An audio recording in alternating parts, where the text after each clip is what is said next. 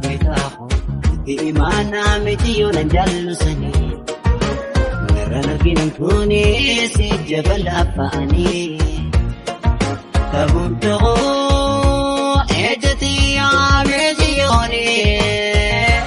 nafiho bishina uhom tigargar ng baasinan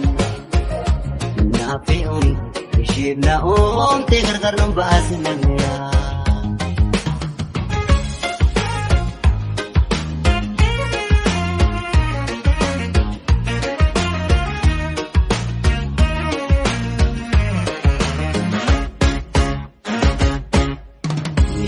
Jigatu yang boy tabojo matura kote eshi nating gomdo kana mamararto yom tadakatamtu yachanan kata galata shibo imana hingarte zinabtu lakomam toshinne kodakiyatatu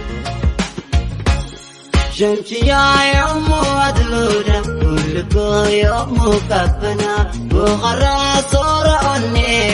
iriya to tanjulma dagale to amisato itadama bukorako dagale to amisato itadama bukorako